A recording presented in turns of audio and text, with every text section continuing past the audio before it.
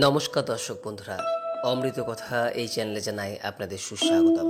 বন্ধুরা, আজ 2রা শ্রাবণ, 18ই জুলাই, বৃহস্পতিবার। শ্রাবণ মাসের প্রথম এবং শুক্লপক্ষের বৃহস্পতিবার আজকেই পড়েছে। আজকের দিনকে বলা হয় শ্রীকৃষ্ণ দ্বাদশী। গোস্বামীর মতে আজ সন্ধ্যার পরই শ্রী বিষ্ণু ক্ষীর সমুদ্রে যোগ নিদ্রায় যান এবং তারপর থেকেই শুরু হয় চতুর্মাস্য ব্রতারম্ভ। এই সময়কালে সৃষ্টির রক্ষার দায়িত্বভার থাকে ভগবান শিবের ওপর। তাই এই সময়কালে দেবাদিদেব মহাদেবের আরাধনার কথা বলা হয়। বিশেষ করে শ্রাবণ মাসের প্রত্যেক সোমবার দিন শিব পূজার আয়োজনের কথা বলা হয়। বন্ধুরা, এই সময়কালে মা লক্ষ্মীও জাগ্রত হন। তাই প্রত্যেক বৃহস্পতিবারে মা লক্ষ্মীর পূজা করার কথা বলা হয়। বিশেষ করে আজকের দিনটি একটি অত্যন্ত শুভ দিন। যে কোনো প্রকার শুভ কর্ম, গৃহপ্রবেশ, বিক্রয় বাণিজ্য, ধান্যচ্ছেদন, বাহন ক্রয় বিক্রয় প্রভৃতি যাবতীয় শুভকর্ম আজকের দিনে সম্পন্ন করতে পারেন। বন্ধুরা, আজ এই শুক্লপক্ষের বৃহস্পতিবার দিন বাড়িতে সম্ভব হলে অবশ্যই মা লক্ষ্মীর পূজা করুন। যদি পূজা করা সম্ভব না হয় তাহলে মা লক্ষ্মীর উদ্দেশ্যে একটি ঘিয়ের প্রদীপ প্রজ্বলন করুন। আর অবশ্যই মা লক্ষ্মীর শ্রাবণ মাসের এই ব্রত কথাটি একবার হলেও শ্রবণ করুন। শ্রাবণের এই মা লক্ষ্মীর ব্রত কথাটি শ্রবণ করে আশা করি দর্শক বন্ধুরা আপনাদের ভালো লাগবে। শুরু করছি শ্রাবণ মাসের মা লক্ষ্মীর ব্রত কথা। ওম বিশ্বরূপস্য ভার্যাস্যি পদ্মে পদ্মালয়ে শুভে সর্বতোপাহিমাং দেবী মহালক্ষ্মী নমস্তুতে। ওম শ্রী লক্ষ্মীদেব্যায় নমঃ। ওম শ্রী লক্ষ্মীদেব্যায় নমঃ। ওম শ্রী লক্ষ্মীদেব্যায় নমঃ। জয় মা লক্ষ্মী। রম্ভাবতীর পালা। অজয়ের ধারে ঘর, জগদত্ত নাম, পত্নী নাম রম্ভাবতী ছিল তার ধাম।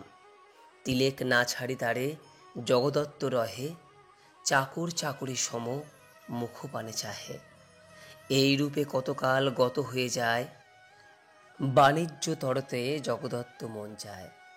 রম্ভাপতি চাহি বলে, ওগো মোর নারী, দুহুজনে চলো যায় সাজাইয়া তরি। এ তো শুনি রম্ভা বলে নিজ প্রাণনাথে, কোথাও না শুনি প্রভু নারী গেছে সাথে। আমার অভাবে যদি থাকিতে না পারো, চম্পকের মালা গাঁথি দেই তবে ধরো। যদি এ মালা গলে থাকে হইয়া উজ্জ্বল, জানিবে তোমার নারী আছে নিরিমল। এ তো বলি রম্ভা মাঙ্গলিল সপ্তডিঙায়, সপ্তডিঙা লয়ে সাধু বাণিজ্যেতে যায়। ডিঙায় বসিয়া সাধু যায় ধীরে ধীরে, বীরসিংহ রাজঘাটে নোঙর যে করে। মালিনীর সাথে সাধু রাজ্যসভা যায়, মহারাজে ভেট দিলা মনোমতো তাই। সাধু বলে দেখে রাজা চম্পকের হার, মালিনীর প্রতি চাহি কহিছে অপার। চম্পকের গাঁথিমালা সদা করে দিলে, মোর রাজ্যে থাকি তুমি মোরে ভণ্ডাইলে। এ তো শুনি সে মালিনী বলয়ে বচন, তব রাজ্যে কোথা চাপা কহত রাজন। তাহা শুনি জগদত্ত বলিলা বচন, মন্ত্রপুত মালা পত্নী করিছে অর্পণ। বলিয়াছে মোর পত্নী শুনো গুণমণি, যেদিন এ মালা শুকাবে হব দ্বিচারিণী। এ তো শুনি মহারাজ স্তব্ধ হয়ে রয়, কেমন সে সতী তারে দেখিব নিশ্চয়। রাজাজ্ঞা পেয়ে কোটাল ছেড়ে দিল তরি, মালিনীর গৃহ পাশে সাধুর যে পুরী। মালিনীরে দিল কোটাল নানা রত্ন ধন, রম্ভাসনে মিলনের সেই তো কারণ। রম্ভাবতী নিকটে মালিনী প্রবেশিয়া, কোটালের রূপ গুণ কহে প্রকাশিয়া। রম্ভা বলে, বিফলে যৌবন মোর যায়, আসিতে বলিও তুমি কোটালে সেথায়। এ কথা বলিয়া রম্ভা সখী প্রতি চায়, রম্ভা সাজি এক সখী বসিল তথায়। কিছু পরে কোটাল সে রম্ভা পাশে গেল, সখী সঙ্গে রঙ্গরস করিতে লাগিল। সেই কালে খটখট শব্দ যে গো হয়, ভয় পেয়ে কোটালিয়া অমনি পালায়। স্বরাজ্যে ৮০ কোটাল রাজা কাছে যায়, পূর্বাপর সব কথা রাজারে সে জানায়। সব শুনি রাজা গেলা সাধুর মহলে, উজ্জ্বল চম্পক মালা জগদত্ত গলে। মনেতে বুঝিলা রাজা কোটাল চাতুরী, সখী সঙ্গে রসরঙ্গে এলো দণ্ডাচারী। মনেতে বিচারি রাজা ছাড়িলেন তরি, কতদিন পরে রাজা গেল মালি বাড়ি। রাজা বলে রম্ভাসনে মিলাও মালিনী, জীবনের আলো সেজে ভুবন মোহিনী। রম্ভা কয় ওগো মালিনী কহি শুনো আমি, রাজারে লইয়া এসো মধ্যরাত্রে তুমি। মধ্যরাত্রে রাজা গিয়া পালঙ্কে বসিল, সেই কালে রম্ভা যে রন্ধন আরম্ভিল। রন্ধন করিয়া রম্ভা আহারে বসিলা, হেরি তাহা মহারাজ পাতেতে বসিলা। এই রূপে ভোজন করিলা দুজন, ভোজন অন্তে মহারাজ কইলা আচমন। রাজা বলে এসো কাছে ওগো প্রাণেশ্বরী, রম্ভা বলে শুনো রাজা নিবেদন করি। পুত্র সম অন্ন খেলে তুমি মোর পাতে, কেমনে বসিতে মোরে বল গিয়া সাথে।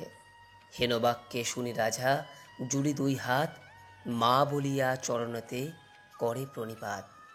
লোক পাঠাইয়া রাজা সাধুরে যে আনে, রম্ভাসনে মিলন করালো সেইক্ষণে।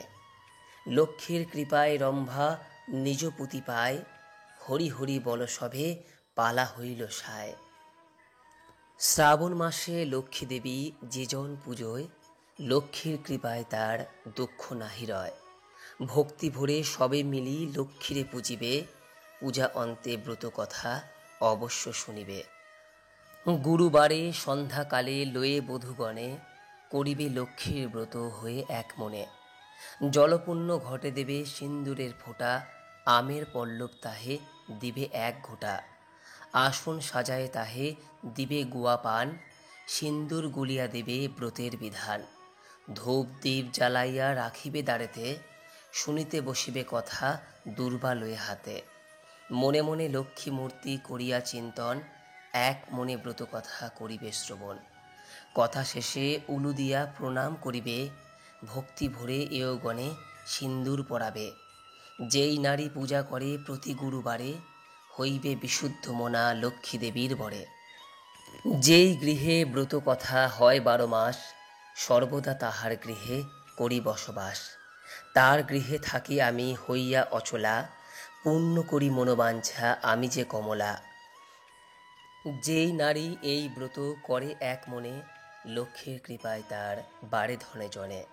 পুত্রহীন পায় পুত্র নির্ধনের ধন, ইহলোকে সুখ অন্তে বৈকুণ্ঠ গমন। লক্ষ্মী ব্রত কথা যেন বড়ই মধুর, এই ব্রতের ফলে সব দুঃখ হয় দূর।